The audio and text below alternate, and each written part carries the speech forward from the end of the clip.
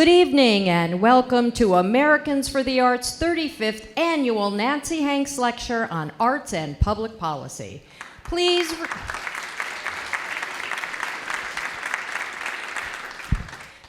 remember to silence all electronic devices. Recording of any kind is strictly prohibited. Thank you.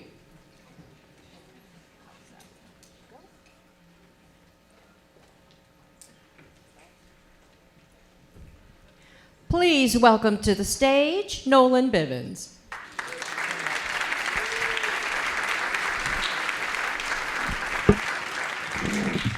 Good afternoon, everyone. My name is Nolan Bivens, and I serve as the President and CEO of Americans for the Arts.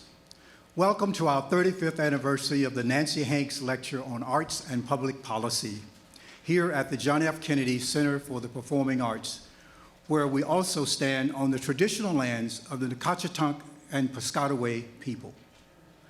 We have a full house this evening with another 2,800 arts enthusiasts watching via live stream. I welcome you all here tonight. Tonight, we would not be possible without the vision and financial support of so many individuals and companies. First, I want to thank Nancy Stevens and the entire Rosenthal Family Foundation for their ongoing support.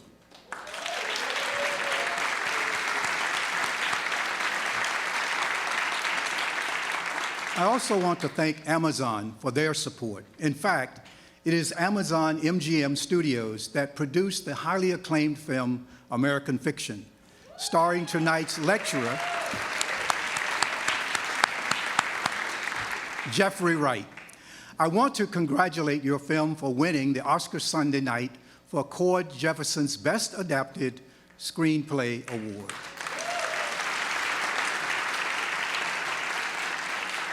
I also want to recognize the person who helped us curate tonight's program, Lyndon Boozer, a partner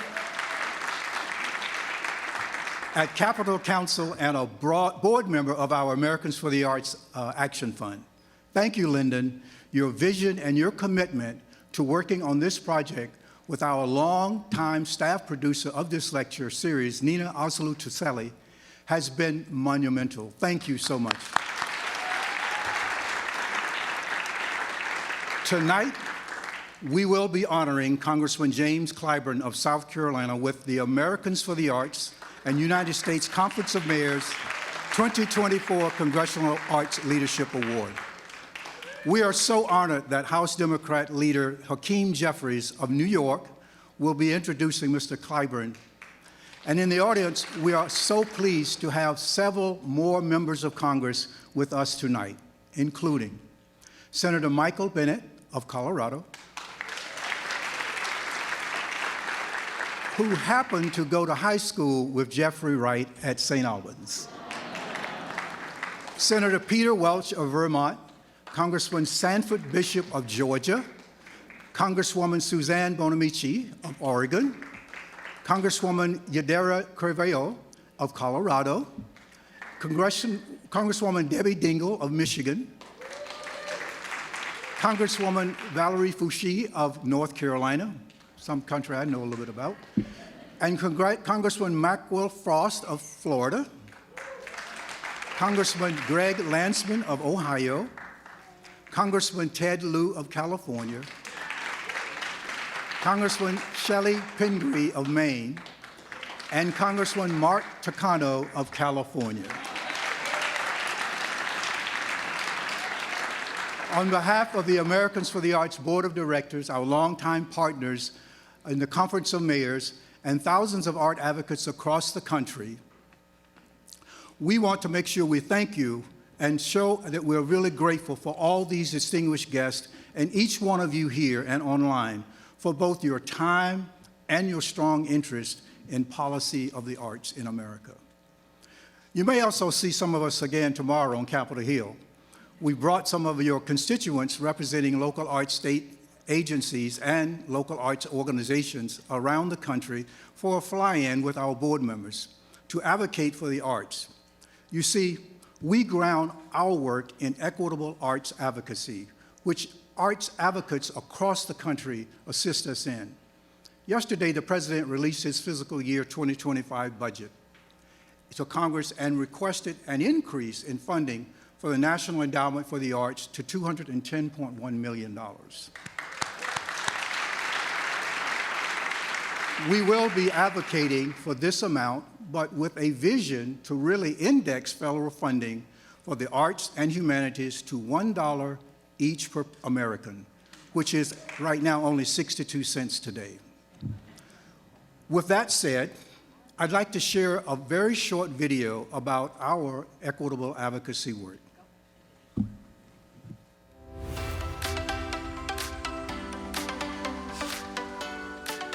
With a legacy spanning over 6 decades, Americans for the Arts stands as the nation's leading arts advocacy organization committed to equitable arts advocacy.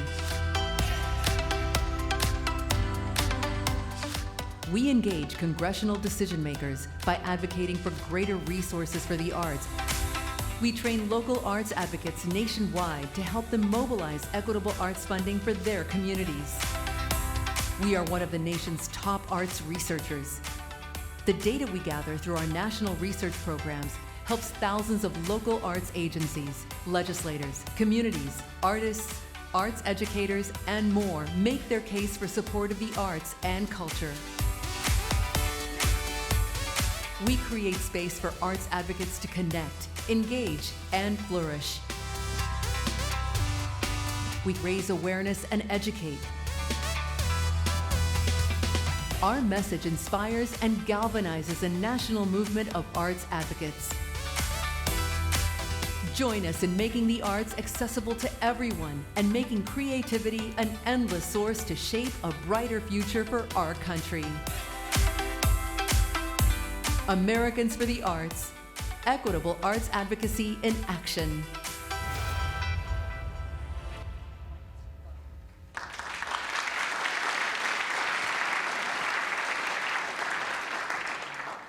Thank you. It is now my honor to introduce tonight's artistic performance, Ben Folds. Ben Folds, yeah, let's give it up. Ben Folds is not only a highly acclaimed musical talent and music influencer, but he is also a national arts advocate. He serves on the board of Americans for the Arts Action Fund and has successfully chaired its Arts Vote campaigns for several years to encourage artists and art advocates to get out the vote. As an Emmy-nominated singer, songwriter, composer, Ben has toured for the last 3 decades as a pop artist while simultaneously performing with some of the world's greatest symphony orchestras, including the one here at Kennedy Center, where he serves as the artistic advisor to the National Symphony Orchestra. As a longtime advocate for arts and music education funding, Ben launched a music education charitable initiative in his native state of North Carolina. North Carolina keeps coming up tonight. And it's entitled Keys for Kids, which provides funds and keyboards to nonprofits that provide free or affordable music lessons to interested school-age children. Please, now, everyone, welcome the incomparable Ben Folds to the stage.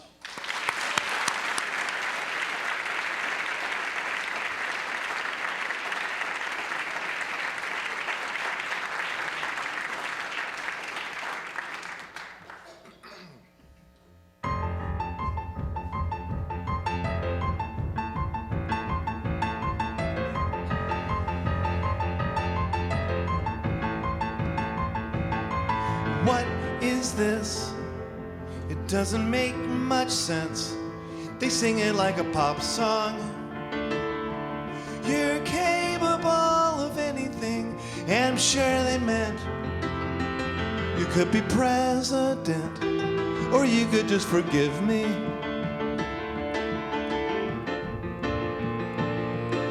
But I stopped caring what you think about me. I gave up. We're told we are capable of anything.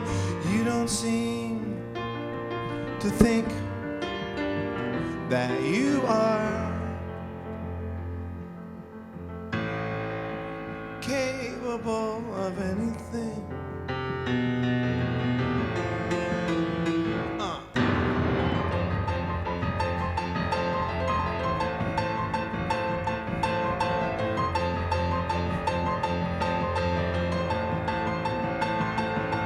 swung and missed. I poured my heart in this mythically good guy. I want so bad to be, but I was weak and wrong. And when I owned it all, it only made you righteous. Now you get to blame your life on me, but I stopped caring what you think about me. I gave up. We're told we are capable of anything. You don't seem to think that you are capable of anything.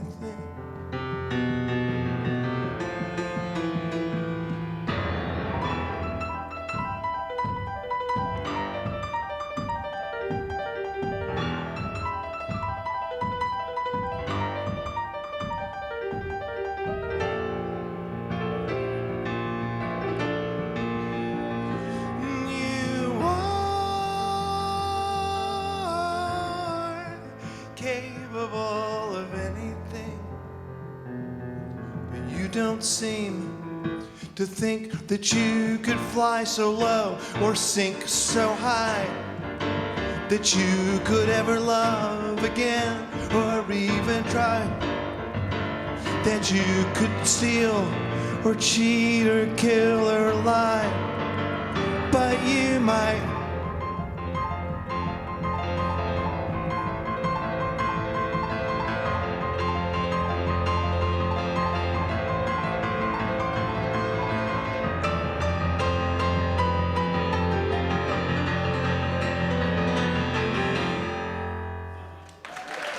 Thank you.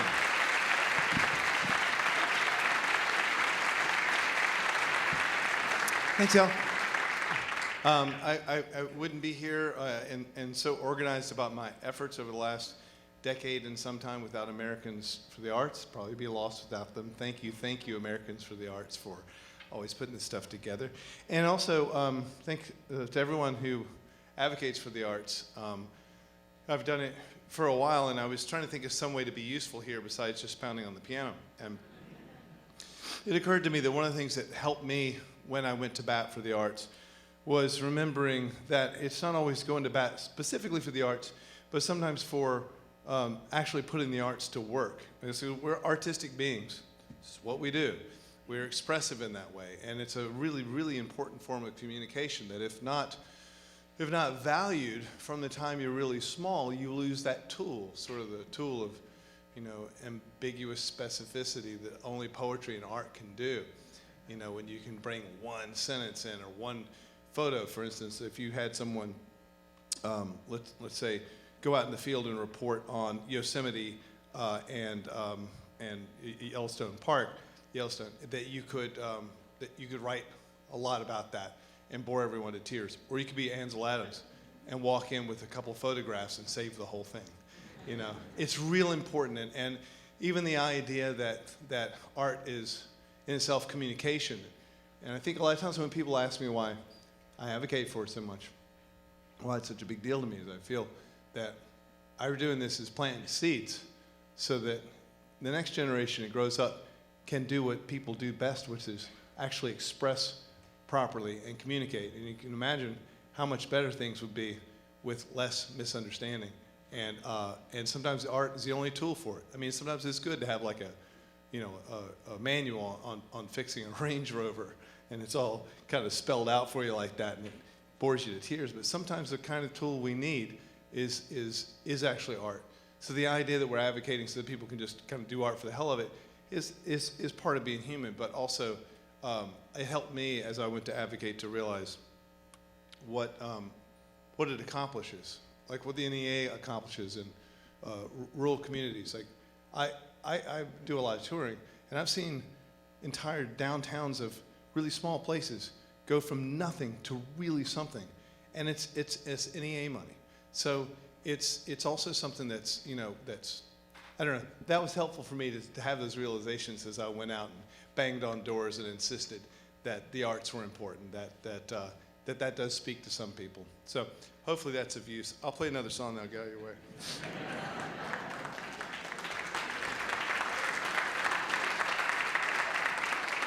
I made this up in a storage unit out on the highway.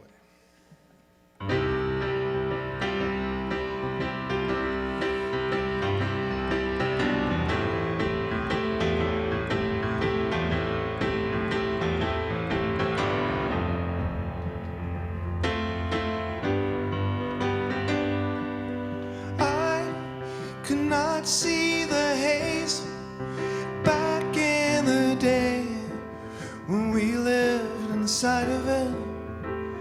Now I'm floating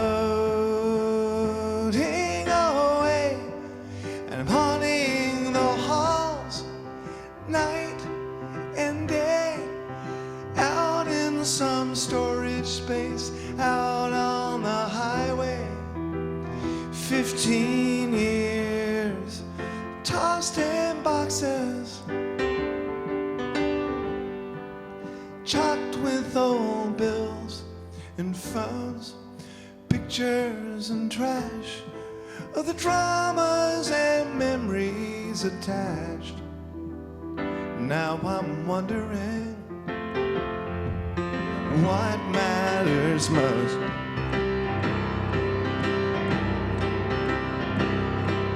A true friend is someone that when you are with them, you know what matters most.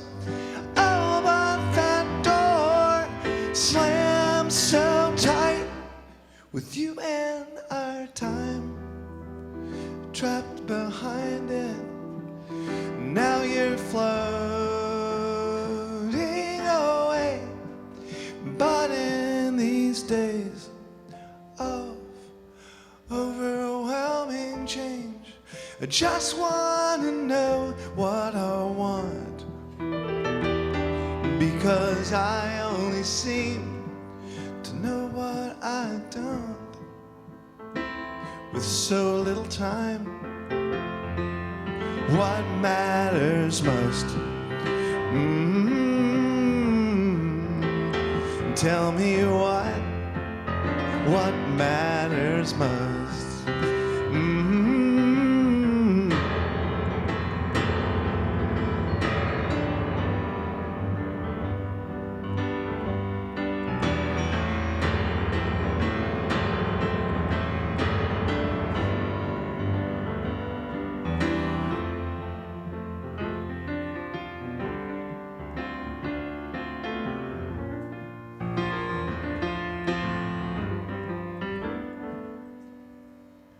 I keep going for the phone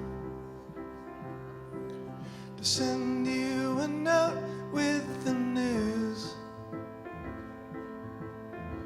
And I'm thinking, man, you won't believe this. You're gone. So sorting through photos of fake smiles, photos of real ones, but I've thrown the whole lot in the bin. Just got a glimpse of what matters most. Tell me what matters most.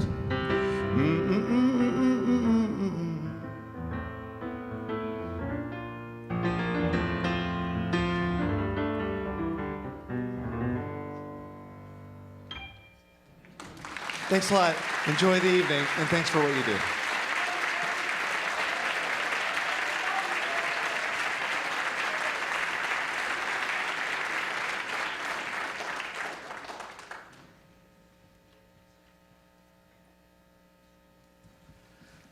Thank you, Ben. This was an amazing way to kick off our evening with your artistry. Just so you know, he just performed Capable of Anything, and my favorite, What Matters Most. It's now time to present the 2024 Congressional Arts Leadership in the Arts Award. For the last 27 years, Americans for the Arts and the United States Conference of Mayors has jointly presented this award to congressional leaders in the House and the Senate who have helped to support the arts in America. I am particularly honored that Congressman James Clyburn is this year's honoree. You see, I have a lot in common with Mr. Clyburn. We are both African-American men of the same generation, almost, who grew up in the rural part of South Carolina, worked hard and studied even harder to graduate from the South Carolina State University in the 60s and 70s. In fact, Mr. Clyburn credits his public speaking skills to his experience being part of South Carolina State University's theaters program, Henderson Davis Players.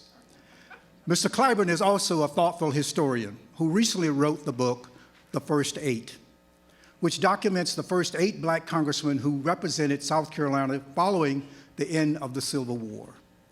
As a member of Congress in a top leadership role, he has directed significant funding to help restore scores of historical buildings and sites on campuses of historically black colleges and universities. Since his very first year in office in 1993 in the U.S. House of Representatives, Congressman Clyburn has consistently voted to advance the arts and be a member of both the Congressional Arts and Congressional Humanities caucuses. And when he became a House Whip and then Assistant Democratic Leader, he made sure the value of the funding of the arts and humanities was not only understood but protected within the caucus.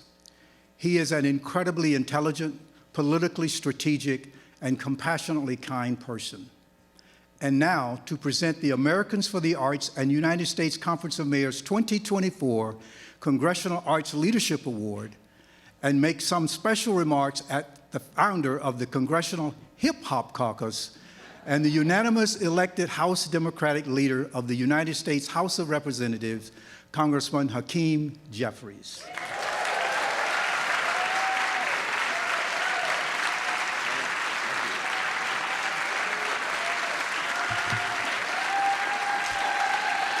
Good evening.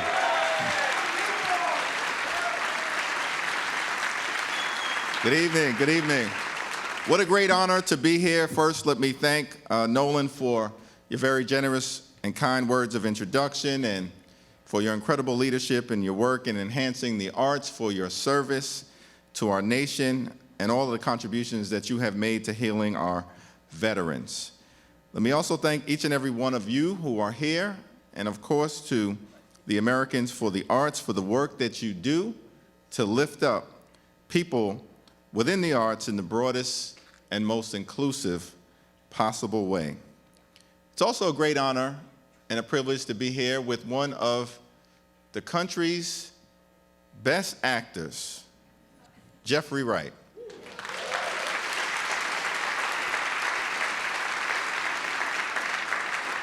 Or should I say Commissioner Gordon,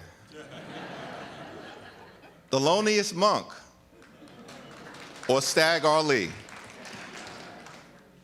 What an honor and a privilege, of course, to be here with all of you to celebrate a legend, a hero, an icon of the Congress, a man who really needs no introduction, the great Jim Clyburn.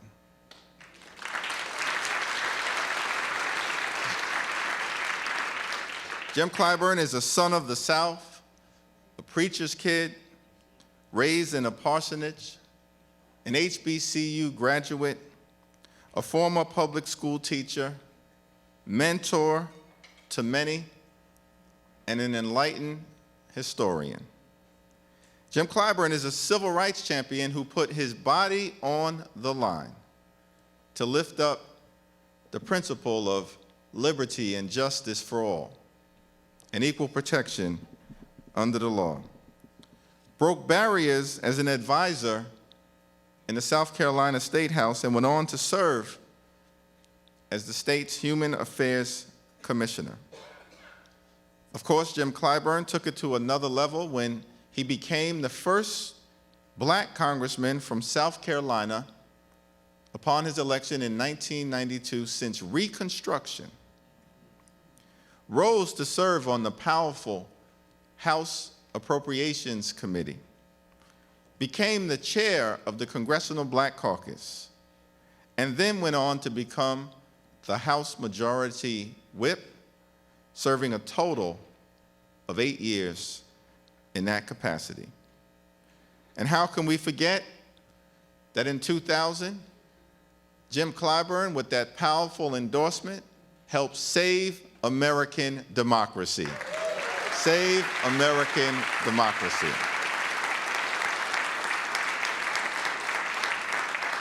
And of course, I can clearly and unequivocally say that I would not be standing here today as House Democratic leader without Jim Clyburn, an incredible mentor, advisor, supporter, source of inspiration throughout my entire congressional journey.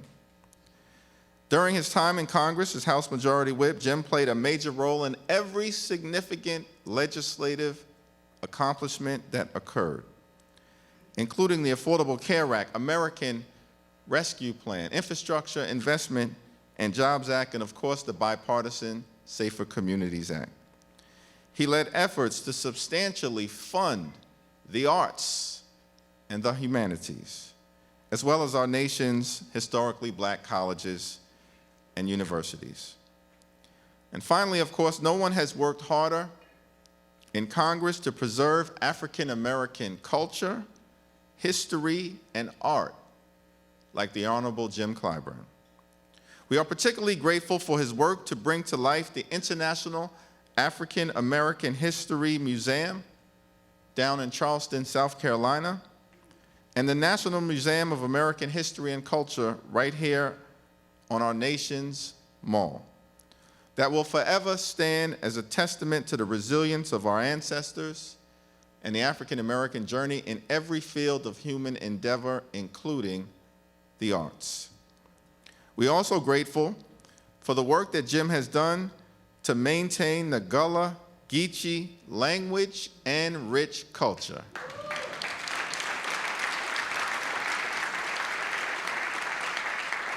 Spend any time with Jim Clyburn, you're going to learn about the Gullah Geechee. But of course, our ancestors who were brought to America from Africa in the bottom of slave ships, but managed to keep their powerful traditions and heritage alive. Jim Clyburn is a good man, a family man, a hardworking man, a well-educated man, a community man, an enlightened man, an Omega man, and I say that as a Kappa, y'all. But perhaps most importantly, a mighty man of God. One of his favorite passages of Scripture is Micah, the 6th chapter, 8th verse, which encourages us to act justly, love kindness, and to walk humbly. I can think of no one who embodies this better than Jim Clyburn, a kind, justice-seeking giant who walks humbly amongst us. Thank you, Jim, for all that you've done for the culture, the community, the civil rights movement, the Congress, the Constitution, and the country. America is better off today because of the leadership of the great Jim Clyburn. Congratulations on your well-deserved honor. And let's now watch a very short video about the life and impact of Congressman Clyburn.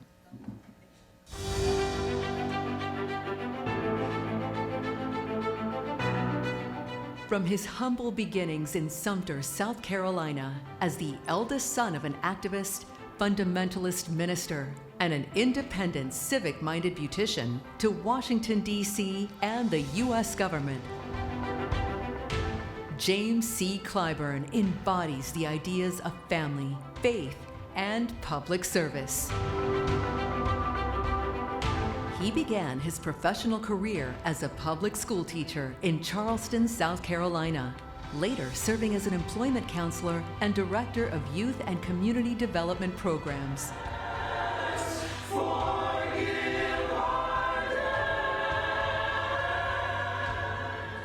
Clyburn's career in civic service began in 1971 when he joined the staff of Governor John C. West, becoming the first African American advisor to a South Carolina governor.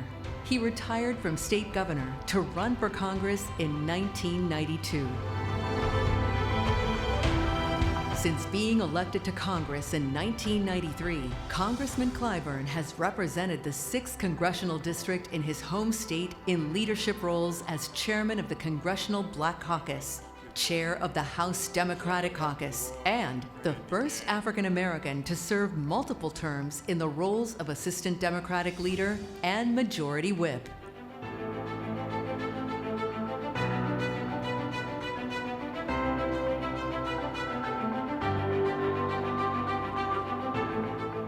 The recipient of 36 honorary degrees and numerous awards, Congressman Clyburn is honored today with the 2024 Congressional Arts Leadership Award.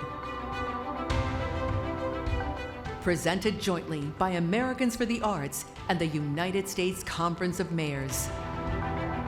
Since his very first year in office, Congressman Clyburn has been a leader in advancing federal policies and funding to advance the arts and culture in America. As a member of both the Congressional Arts Caucus and Congressional Humanities Caucus, he led by example by incorporating his love of history and storytelling of his life experiences to inspire and motivate on policy issues. Over the last 3 decades, Congressman Clyburn has secured millions of dollars to preserve and restore important historic buildings on historical Black colleges and university campuses across the country, as well as historical locations in his home state, by creating and designating heritage corridors and national parks to preserve both culture and nature.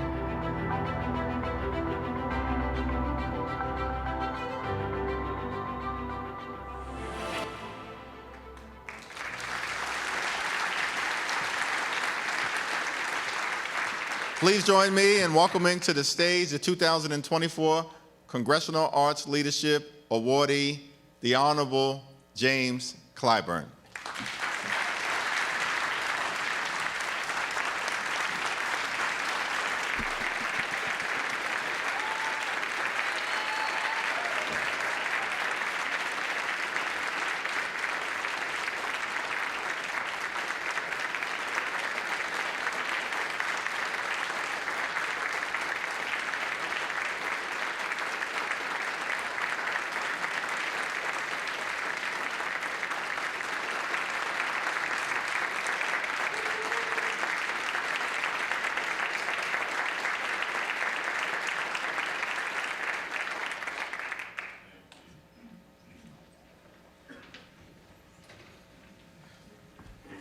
Thank you very, very much for this award. Thank you so much for your attendance here this evening. And I want to thank Hakeem Jeffries for his friendship and for his stewardship of the Congressional Black Caucus, of the House Democratic Caucus, of the history that all of us are destined to live in this very challenging time.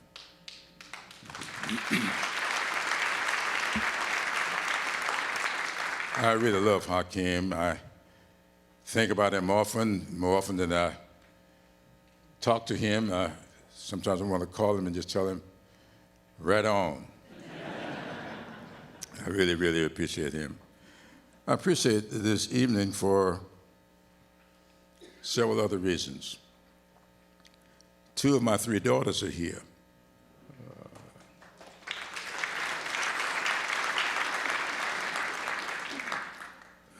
Someone once asked, when did you figure out that you had finally made it in Washington. I said, it occurred to me when people started calling me Commissioner Mignon, Chairman, Jennifer's father. Mignon, thank you for being here. Please stand with me. Jennifer, thank you for being here. When I was growing up in the little town of Sumter, South Carolina, my parents instilled in me the love of the arts. It started out when I was about 6 or 7 years old. They made me learn the piano. As you can imagine, a young African-American boy in the South, that piano wasn't quite right. And so I just started playing hooky from piano lessons. And my parents found out and asked me for an explanation. In my course of explaining to them, we came to the conclusion that I would take up the clarinet. So then, for the next 8 years, I studied the clarinet. I became pretty good at it. And then I was approached about joining a jazz band. And they didn't have too many clarinet players in the jazz band. So then I was asked to learn the alto saxophone. And I did. And then my senior year, a teacher came to me and says, we are putting on a senior class play, and you are going to play the leading role. That did it. I will never forget the name of that play, Tuxedo Junction. And as fate would have it, the play was centered in the little town of Moncks Corner, South Carolina, about spooky, the spooks in southern swamps. And it was centered in the train station of that little town. I go off to South Carolina State after that play, and I get introduced to the theater. And I became a pretty good thespian. For years, I kept that to myself. Did not want to ruin my reputation. But then I became the value of what that really meant. And so when I started a family, Mignon, Jennifer, and Angela all were forced to play the piano.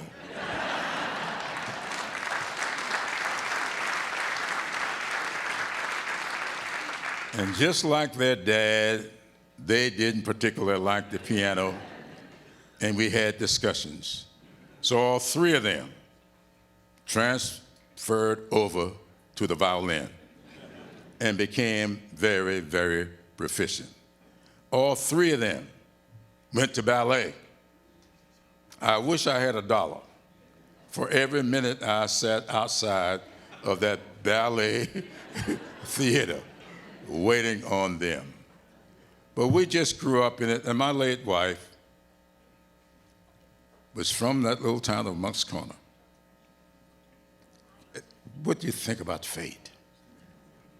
And her daddy was a guy who met the mail train at that same little railroad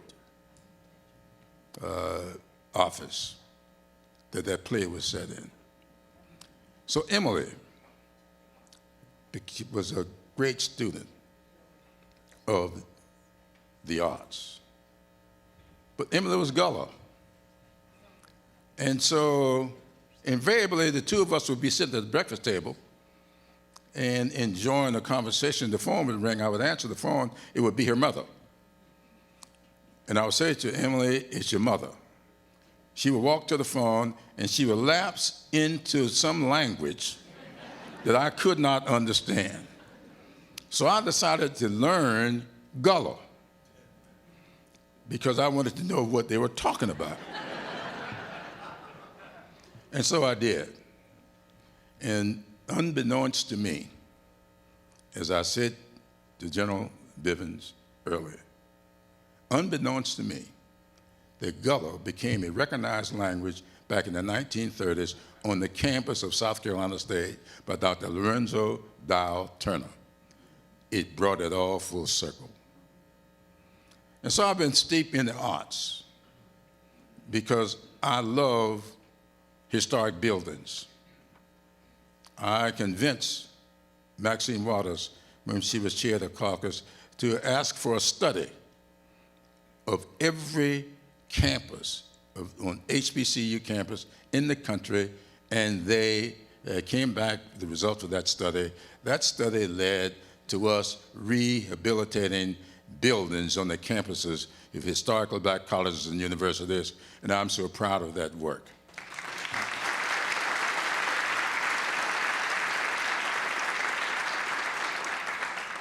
And so, when I think about this great country of ours, and it is a great country, we've got to figure out how to make this country's greatness accessible and affordable for all of its citizens. And one of the best ways I know to do that is to recognize the artistic nature of the cultures that exist in this country. When we can learn to respect the Gullah Geechee Heritage Corridor, when we can learn to respect the Reconstruction Era National Park, learn to respect what I call Fort Sumter, Fort Moultrie National Park. When I got elected to Congress, South Carolina had no national parks. Today, they've got 3.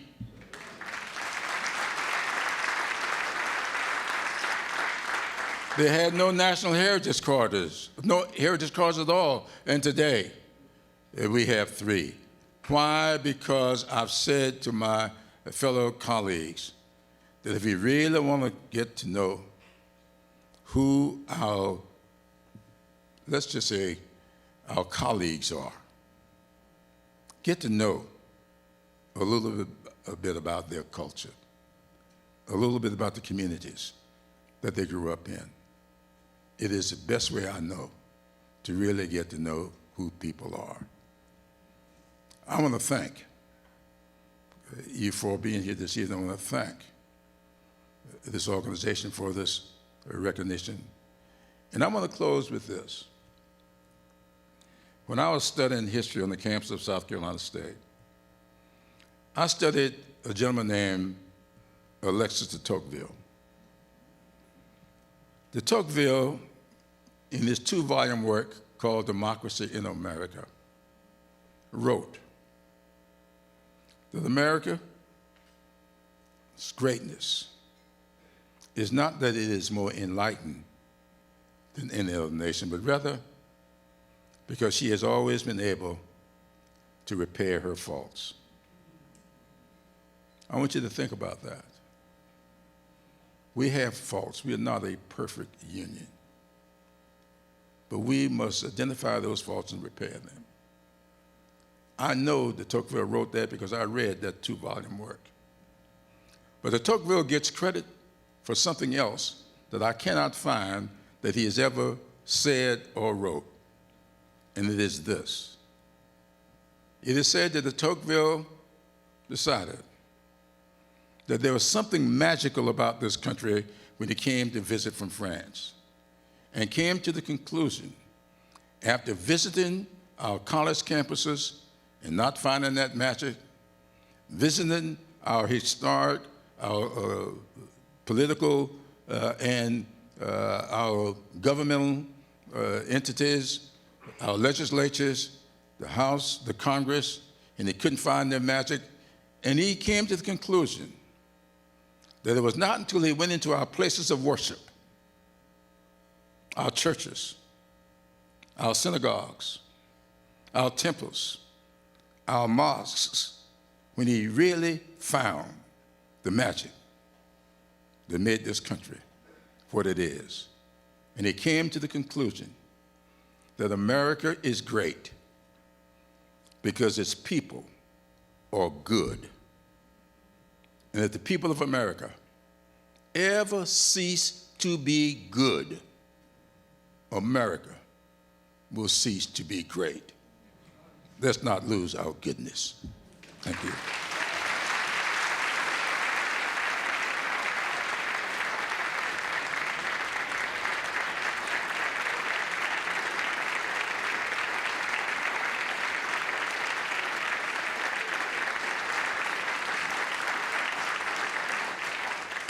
Wow, what an incredible man, an inspiring leader. Thank you, Congressman Clyburn, and thank you, Leader Jeffries, for your inspiring remarks.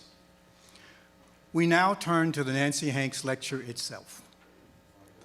And to help provide a highly personal introduction of tonight's lecture format with Jeffrey Wright being interviewed by MSNBC co-host of The Weekend, Symone Sanders Townsend, is Tanya Lombard.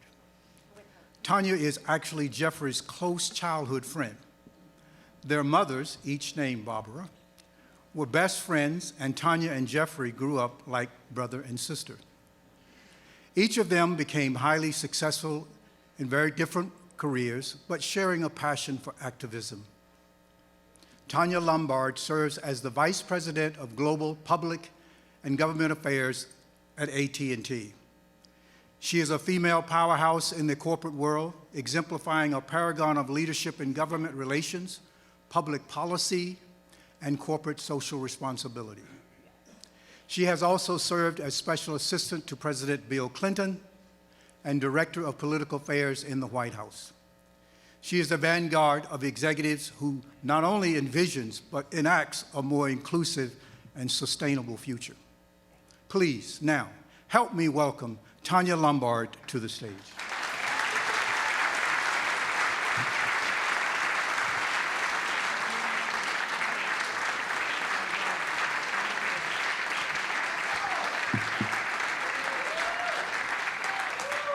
Well, good evening.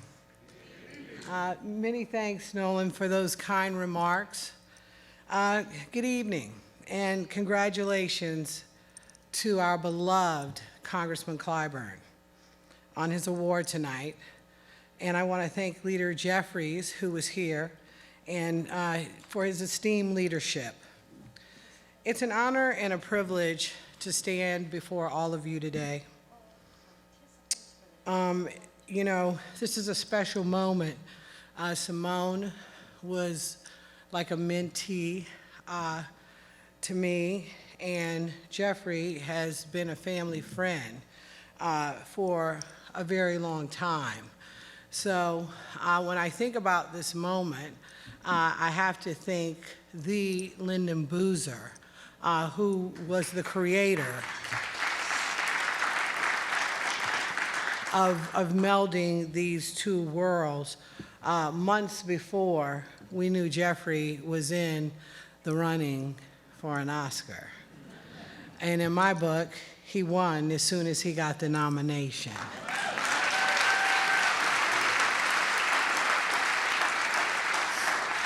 I've had the personal pleasure of knowing Jeffrey for a very long time, witnessing his remarkable journey as a son, as a father, an advocate, an actor, and a tremendous friend. He's a true beacon of inspiration, and in Washington, D.C., he is family. With each role he undertakes, Jeffrey breathes life into his characters, imbuing them with depth, with complexity, and most important, humanity. From his compelling portrayal of Basquiat to his Emmy Golden Globe winning performance as Belize in Angels in America, or his current role, which we all love tremendously, his Oscar-nominated performance as Monk Ellison in American Fiction.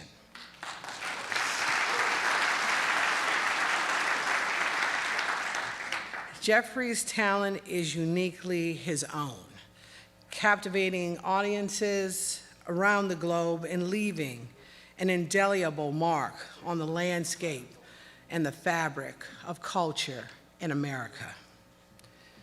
Beyond the stage and screen, Jeffrey's commitment to the arts extends to advocacy and activism. He embodies the transformative power of storytelling as a catalyst for social change. From building roads in Sierra Leone to giving a voice to the veterans at Walter Reed National Military Hospital, to discover the power and healing of shared experiences, to unite and find resilience in the face of PTSD in his HBO documentary, We Are Not Done Yet. A true illustration for all that our strength is our bond and our humanity is our connection. Let us turn our attention to the screen for a moment so we can see this very special video of Jeffrey's body of work. Oh, Jeffrey, Jeffrey, Jeffrey. What happens when everything we know about something changes? Hey, Benny, man, how long do you think it takes to get famous? A native Washingtonian with an interest in politics, Jeffrey Wright went on to become one of the most prolific and talented artists in the entertainment world since attending Amherst College. After a career shift to study acting, Jeffrey Wright now calls New York home. Having appeared off and on Broadway, most notably for winning the Tony Award for Best Featured Actor in a Play for his role in Angels in America. Fight the good fight is all I ever really wanted to do as an actor. Later, reprising this role for television, earned Wright both an Emmy Award and a Golden Globe. This talented actor's film and television credits have earned Wright great critical acclaim, beginning with his first leading role in Basquiat, portraying the gifted artist Jean-Michel Basquiat. Since then, he has appeared in such projects as Syriana, The Manchurian Candidate, The Hunger Games, Casino Royale, and the HBO series Boardwalk Empire and Westworld. He is currently enjoying both critical acclaim and popular success for his Academy Award-nominated Best Actor performance in American Fiction. Turning to the other side of the camera, Jeffrey Wright produced the HBO documentary We Are Not Done Yet, which profiles a group of veterans and active duty service members who unite to combat past and current traumas through the written word, discovering the healing power of the arts as they work through post-traumatic stress at Walter Reed National Military Hospital. His staunch support of the arts, not only in healing and resiliency, but as part of everyday life and activism, is what brings him to the stage tonight as he delivers the 35th Nancy Hanks Lecture on Arts and Public Policy.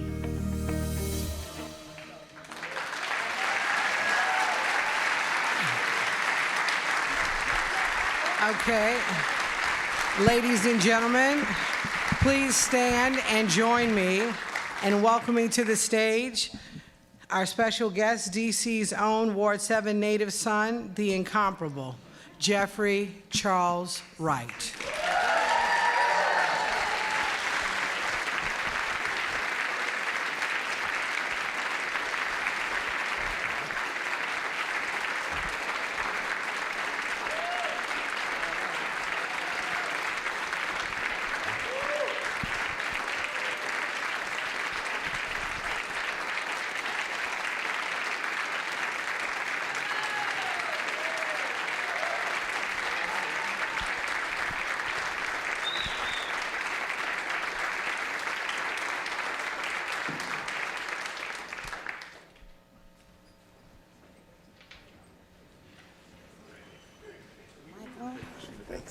Congratulations, sir. Another round of applause for Mr. Clyburn. Keep that applause going. Did they turn me off already, Jeffrey? I think you're good. I think you're good. And then another round of applause for the incomparable Jeffrey Wright. Oh, boy. Thank you. Now, these are our, they tell me these are our club chairs and these are our club drinks. I would like everyone to know we have water. Yeah. Okay? Well, Jeffrey, welcome home. Thank you. It's good to be here. We are pleased. This is your first stop. Only Tanya Lombard could get every one of us up on this stage. And I was I was joking with you all backstage, and I said, Tanya, does Jeffrey remember the Kennedy Center being built? Driving past it? She's like, I don't think Jeffrey is that old. No, I am that old. Yeah. Did you ever think that we would be right here in this moment? Right now, it's good to be back home. It's been a long process of getting this film out. It's been really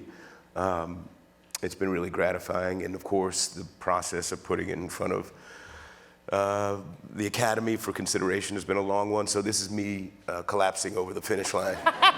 running through that tape. Yeah. It's a campaign. It truly is a campaign. It's a different kind of campaign. No, it's a political campaign. It's the closest I'll come to one. There you go.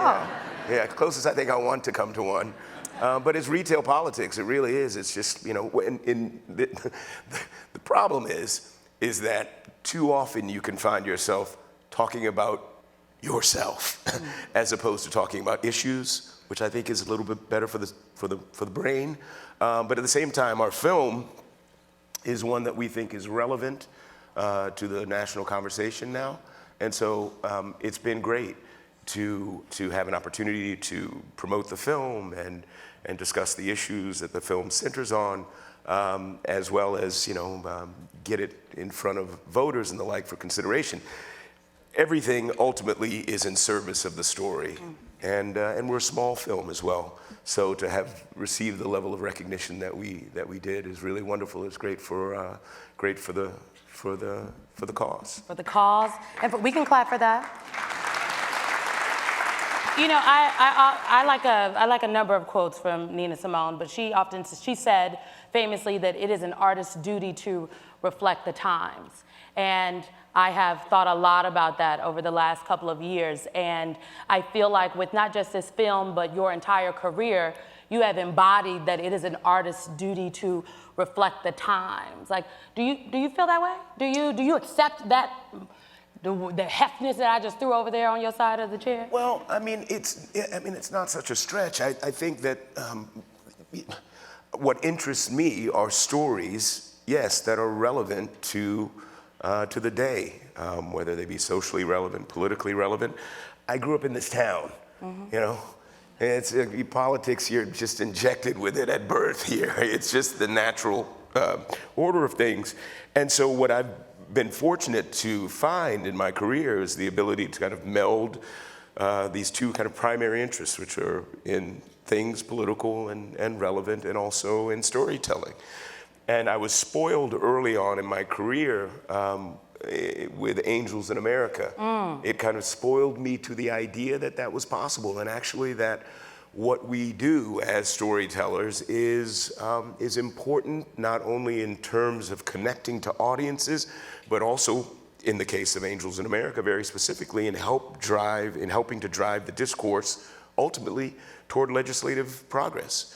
So we're all in it together, and artists do have a role if they are informed and responsible. Yes, to absolutely comment on the times. That's what Shakespeare said, right? To hold the mirror as we're up to nature. And who else is going to do it? Who, if not us, then who? Right. It is necessary, it is mandatory. Well, I just want to talk a little bit about your career, because we're going to get into the advocacy, and I want to hear about the roads in Sierra Leone and all of the things. But talk to me about your first role. Take me back to the very first role. First role. Well, my first role started in this town, started in Washington, D.C. at Arena Stage. It was give it up for Arena Stage. Yeah. in a play called Les Blancs, which was Lorraine Hansberry's last play, a play that she didn't quite refine before she passed away of cancer. It was written, the part that I played for the director, his name was Hal Scott. That play had been first performed on Broadway in 1970, if I'm not mistaken. And yeah, that's how I started. It was a play about a kind of fictional African country that's emerging out of colonialism, and on kind of its first steps toward freedom. It was a really beautiful, beautiful play, and wonderful local actors from Arena Stage Company, Mark Hammer and others, and there was a woman named Lilia Scala, who played a kind of matriarch of this missionary that we were, the play largely took place inside. And she had been nominated for an Academy Award opposite Sidney Poitier in 1963 for Lilies of the Field. And of course, Sidney Poitier won the Academy Award in historic fashion that year for Best Actor. I think Lilia was born in 1896. Wow. I think she is the earliest born person that I've ever worked with. And she was just wonderful. And she said to me one day, I'll never forget it, something I think of all the time, or influences me, informs me, and has throughout my career. She said to me one day, and she's playing a blind woman, and she was sitting in a chair, and there was a break in rehearsal, and I think I was kneeling next to her, and she leaned over to me. She said, she said she was Austrian. She was one of the first certified architects in Austria prior to the rise of the Third Reich, and she escaped and came back, and for some reason found acting. But she was a wonderful woman. She was tough. We did this play also in Boston. I would walk to the theater in the middle of the Boston winter, the snow, and I would see this figure ahead of me, like jogging. I said, is that Lilia? And she was jogging to work in the snow at 92 years old. But she said to me this one day, she said, Jeffrey, you're good, but success will not drop out of the sky like a ripe apple. You must work. I never forgot that. Never forgot that. But yeah, it all began at Arena Stage. At Arena Stage, right down the road. Yes, and wonderful experience. Yeah. Folks often talk. You're a son of the city. Okay, the people love you. You were on the news the other night. They've been doing packages about you for the last 3 weeks. I watched the local news. Okay, so y'all who was surprised about Arena Stage, that lets me know y'all not watching your local news. Okay, now we have homework. And they're so proud of you. They found individuals who worked with you at Arena Stage, people who have just been following your career ever since then. And it made me think in preparation for this conversation, what parts of or pieces of your DC story have you taken with you into all of these various roles? How does Ward 7, Hillcrest, how does that inform Jeffrey Wright, the actor, the director, the artist? Well, DC, when I grew up here in the 70s and 80s, and prior to that, and still is a culturally rich city. Of course, it's the seat of politics and government, but that's Washington. This DC. My husband taught me that. He said there's a Washington, and then there's DC. Fair enough. And then that DC was a chocolate city. There was a CC. Now it's like a swirl. Yeah, a little bit, little milkier chocolate than it was at that point. But out of that, I mean, you had extraordinary artists. Of course, Duke Ellington, Marvin Gaye. At that time, you had a punk scene emerging. A lot of people don't realize that DC is one of the American homes, one of the global homes of punk rock. Bad Brains, DC and Detroit or Ann Arbor, depending on who you're talking to. But you had, and of course, Go-Go is is really the, you know, the musical lifeblood of this town. And what I love about go-go is that it's its own thing. I call it an Afro-Potomac thing. It's, you know, these Well, I'm gonna use that one. These polyrhythms and musicians playing in a way that no one else in the country was playing when it emerged. When in New York, you know, rap and hip hop was being born, we were kind of ignoring that. It was about those rhythms. So there's so much here to you know, to pull from that is rich. And yes, I grew up in Ward 7, but my first class after I was 10 years old was taking the bus across town, where I had a home as well in Northwest at St. Albans School. And so what I loved about my experience here was that all of the city I claimed as my own. And I found myself, and it was through a process of learning, I found myself comfortable in all rooms in this town. And that may have been one of the first lessons for me in understanding behavior and understanding social code and understanding language and the diversity of dialect and usage of language, which serves me in my work. I had to have my antennae up. And so, yeah, DC was absolutely formative and enriching for me in all of that. Yeah. You have portrayed Basquiat. You've just, the range in the roles is, we can clap for Basquiat.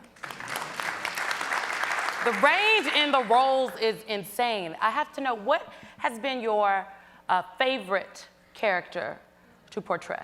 Oh boy, favorite? I'll give you your top 2. That's like, you know, asking who's your favorite child, you know? I mean, we all know everybody got one, we just don't say it out loud. That's a tricky one. My favorite... To be clear, I'm the favorite child in my house.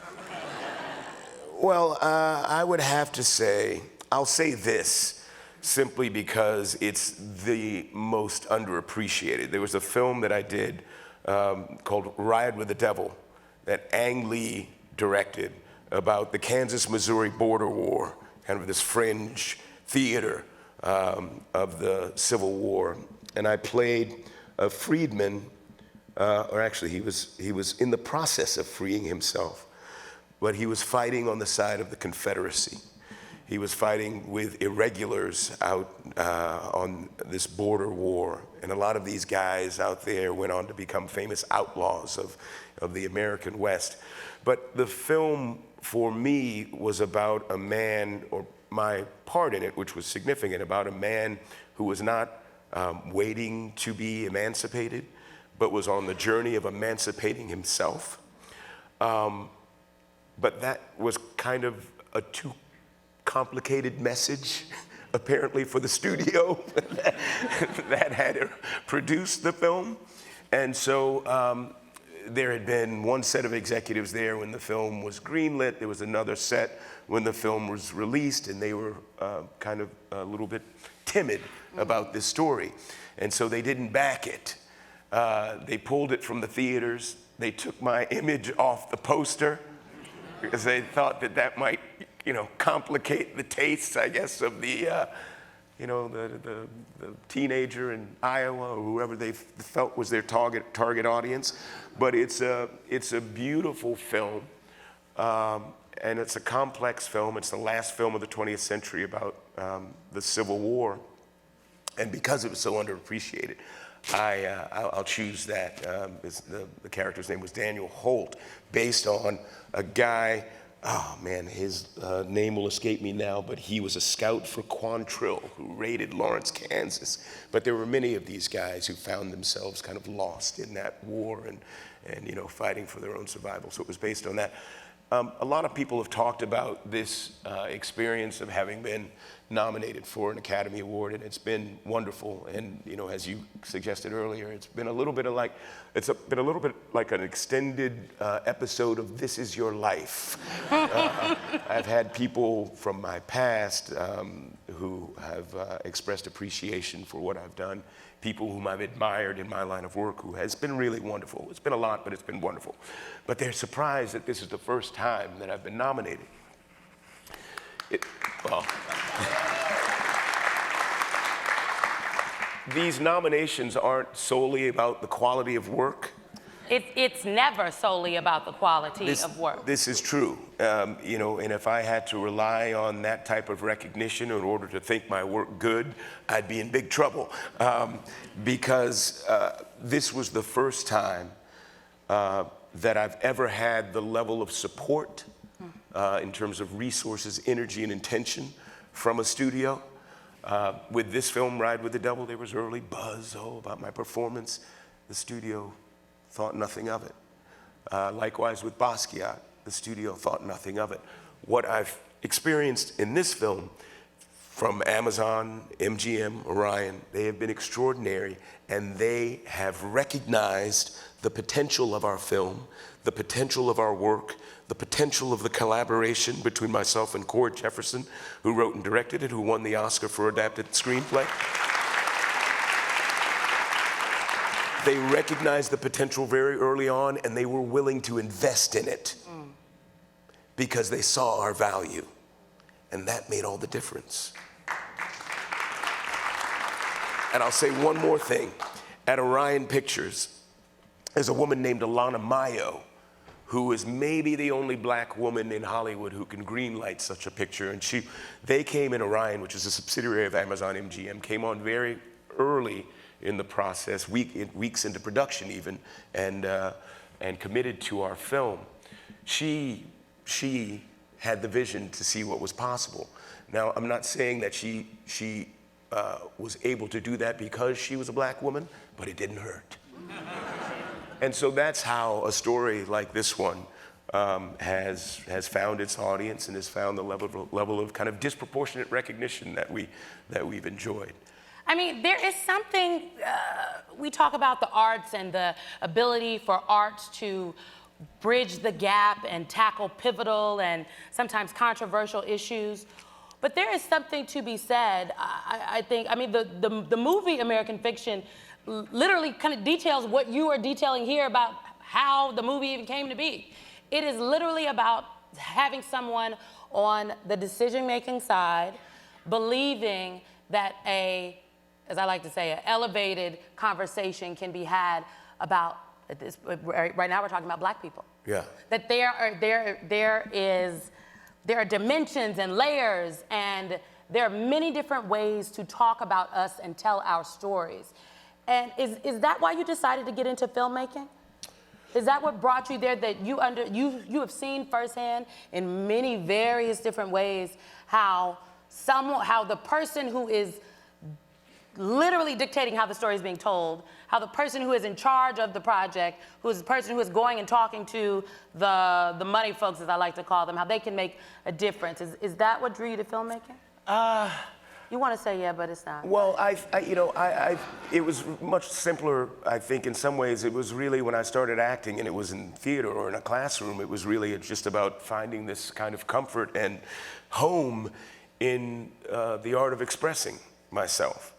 And what I think theater and film is about creating elevated realities that are aspirational for audiences. And if you work with writers who are skilled observers and also skilled communicators, writers like Cord Jefferson, writers like Tony Kushner, then what you're doing is you're conjuring a kind of enlightened space that, yes, provides commentary on the day, but also provides the opportunity to the audience for empathy with that reality. And in the ideal, they take some of that away from them when they leave the theater. And perhaps a little bit of progress or change, if it's necessary, can be made. That's what I was drawn to about it, is that there was an opportunity, and I sense this when I work, to create something beautiful. Martin Scorsese the other day gave this speech at the Producers Guild Award. It was stunning. He talked about his first time at that event and how he was at the end of the dais and Cary Grant was on the other side, and Alfred Hitchcock was being honored, and one of the Warners was there. There was just this, what he described, this range of Hollywood people who stretched back to the beginning of American cinema, and that what he represented was a kind of continuum toward today, and that we all now are torchbearers for this history. He also said that there was a poet friend. He said, because of all of the work, all of the torches, for how long he has carried this torch, he said there was a poet friend who said, you know, there are very few people in the world who have seen as much beauty as you have. And I always said, wow, because that's what he's made his life's work, is chasing the beautiful, even in the tragic, through a camera lens. That's what we try to do. I think that's as necessary as oxygen for human beings, because it gives us hope. I was literally just about to say that we need hope. Particularly now. I mean. When, yeah. Don't get me and Jeffrey started now. Don't get us started, Jeffrey. I ain't trying to get run out to Kennedy Center just yet. But truly, we do need hope now, because is it not through hope where brilliant ideas change? Through hope is where things happen. Yes, and the imagination. Yes. Yeah. This is a town that works too often on precedent. And what was done before. I think the scarcest resource, not just here, but in many places, is vision of the way forward. Artists sometimes can provide that, because everything is born of the imagination. That's how we view the future. That's how we make choices, all of us, as individuals, about, you know, what are going to be the consequences when I walk through that door? We imagine what they might be based on what we know. So yeah, I mean, the artist place is a central and real place, particularly now. Again, particularly when there is such a at least, if not a scarcity, a strange expression of imagination in certain places in the national discourse now. Well, a mentor of mine once said that history is unbroken continuity. And when you mentioned that not your most favorite, but the most underrated role that did not get enough attention, was a role that set itself during the Civil War, I can't help but think about the kind of discourse and conversations that are happening right now, not just in this town, but all across the country. History is, in fact, unbroken continuity. Oh, sure.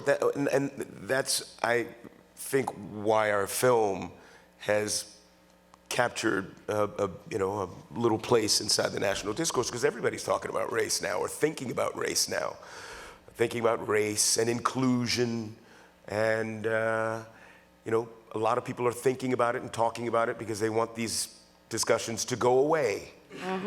But they're very much at the forefront. A lot of people are talking about these things because they want to pretend that this history never happened, that the history might go away, and they're doing their best to make that in vain, to make that a possibility. So yeah, I mean, that's very much what our film is about. What I appreciate about our film is that it's an open invitation for these conversations that we don't necessarily have well in America, because we're so intensely, many of us, fearful of discussions around race. We don't want to have our feelings hurt. They want to change the curriculum in Florida because they don't want to make white children uncomfortable about reading of the history of our country. How do you think it makes black children feel?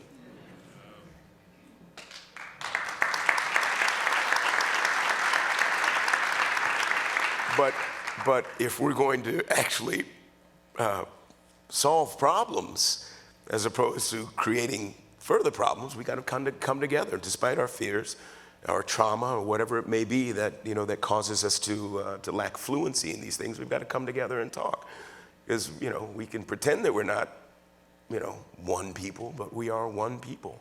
We're Americans. We're all Americans, and if we don't come together, the history will bite us in the tail.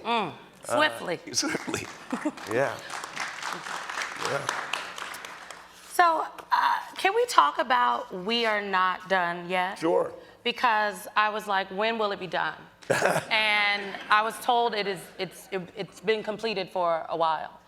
So, talk to us a little bit about We Are Not Done Yet. You are highlighting the stories of, not even just the stories, the lives, the process of veterans, right here, Walter Reed, who history is unbroken continuity because they are still dealing with these are many of them are veterans of Afghanistan. Yes, in Iraq, yes. Well, that was a film that was kind of an accidental documentary that I produced that centered on a staged reading of a collective poem, series of collective poems, really, that I staged at the Landsberg Theater with just a beautiful, powerful group of artists, poet warriors that came together to tell stories publicly of their past. The film aired, I think, in 2018 on Veterans Day, but we performed that, I believe, in January of 2017. I went down over the course of a few months and met with them. Let me step back a little bit. The way that I came to that work was that I've been a part of a group called Theater of War, which is a group that is founded by a guy named Brian Dories. We do staged readings of the ancient Greeks as a way of promoting conversation through a forum afterward around issues of trauma and war and violence. We just did one, 2 weeks ago, I think now, at Columbia University. We read a bit from the Iliad and from Trojan Women as a way of promoting discourse around the kind of stresses that the conflict in the Middle East has had on the university. And it was really wonderful. The chorus was made up of students from Columbia. One had served in the IDF, another was Palestinian. They were from seemingly disparate backgrounds, but all Columbia students. And it was really wonderful. A really wonderful conversation ensued, and they were desirous of continuing to build the bridge, continuing to have dialogue as a means, again, of problem solving. So that's where I was introduced to that, because we did one of those readings, and there were members of the Department of Defense there, and I asked if there was any way that I could become more involved. And they invited me to come down. They said, hey, they'd like you to come down and direct these vets in this staged reading. I said, yeah, I'll come down. It was incredible, one of the most powerful experiences I've ever had in my work. So beautiful, such beautiful work. And what's been even more gratifying is to see them now, to see how far they've come. I'm in touch with a few of them, and they're doing from where we began to where they are now. The progress has been extraordinary, and they cite that this opportunity to confront with words these experiences and to express them publicly, to receive that validation was really clinical in its curative and clinical and curative for them in many ways. In fact, Seema Reza is here, who founded. Hey, Seema, who founded the organization. We're gonna clap for Seema. She founded the organization Community Building Artworks. So if you want to support Seema in her work, she's right there. And in fact, there's a kind of sequel to our film that is being worked on. I'm a little more hands-off on this one than on that, but that's the story of one of these vets who tried his damnedest to rescue his interpreter, who he served with in Afghanistan, unsuccessfully. A really tragic story of this man and his family who are trapped still in Afghanistan, managed to get across the border to Pakistan, had to come back. Sister was killed. Incredible mental pressure, living really kind of as a pariah in fear. Had all of the documentation, followed all of the protocols, had a number of veterans that he served with speak on his behalf and write on his behalf urgently, and yet was denied a visa. His story is not.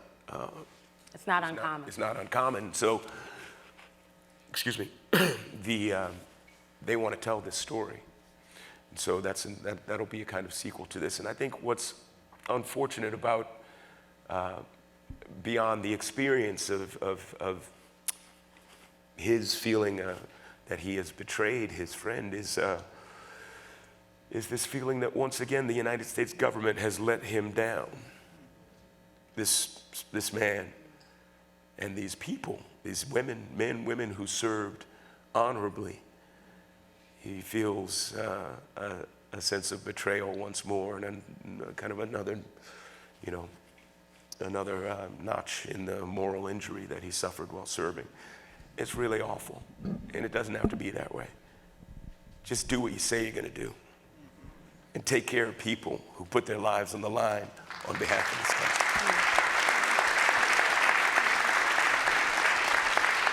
I think that is a very fitting place to end. I cannot wait to see that next installment. Symone will be around for everyone that would like to support her at the end of this. Jeffrey Wright, it is an artist's duty to reflect the times. And you, my friend, absolutely reflect the times. I think I speak for everyone in this room, and if I don't, too bad, because I'm the moderator, that we are elated that right here in this place and space with us is where you decided to run through the tape in that race. Wow. So thank you very, very much, Jeffrey. Thank you, Symone. Jeffrey Wright, ladies and gentlemen. Amazing. Oh, thank you. Amazing. Thank you.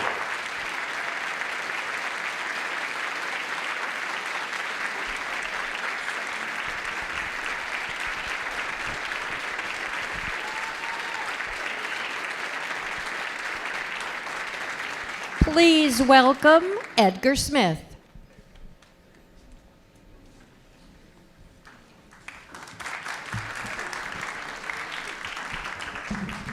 Wow, what a magnificent program and a beautiful evening. Thank you, Jeffrey, for your inspiring words, and thank you, Symone, for an excellent moderated session tonight. Jeffrey, you know, as your star continues to rise, you are an incredibly important voice in today's social climate in America. We are so grateful that you shared your thoughts and your vision with us tonight. Let's give Jeffrey another round of applause, please.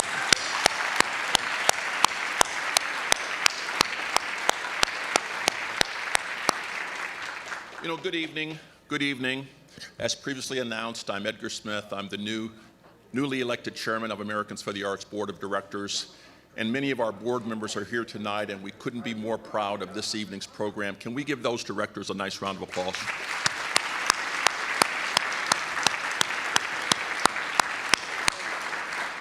You know, it very much represents the strength and the future of Americans for the Arts, where we bring artists and elected leaders and thoughtful insight into today's issues and how the arts can be a substantial and meaningful role, how they can play that substantial and meaningful role in the future of our nation.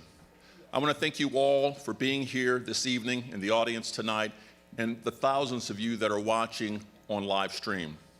I also want to especially thank our nation's local, state, regional, and national arts and humanities agencies.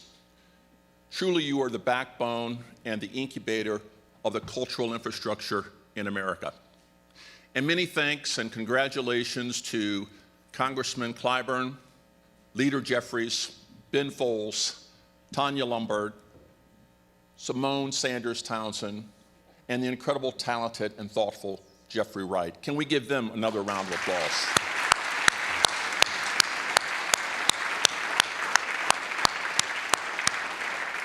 And I also want to especially thank Lyndon Boozer, who serves on the American, yes.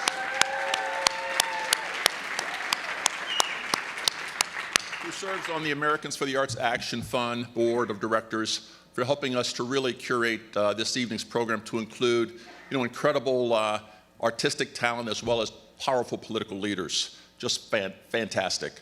And if you want to share tonight's presentation with friends or simply rewatch or read the transcript, it'll be posted on the Americans for the Arts website within the next few days, so please take a look. Also, let us know what you think about tonight's program on social media. The hashtag will be 2024 Hanks Lecture. You can also find all of our social media handles and our hashtag on the back of this evening's program. And with that, the 2024 Nancy Hanks Lecture on Arts and Public Policy has now concluded. I want to thank you all for coming out, and please take time while you're here in Washington to enjoy the beautiful cherry blossoms that are beginning to bloom on our National Mall. Good night. Thank you.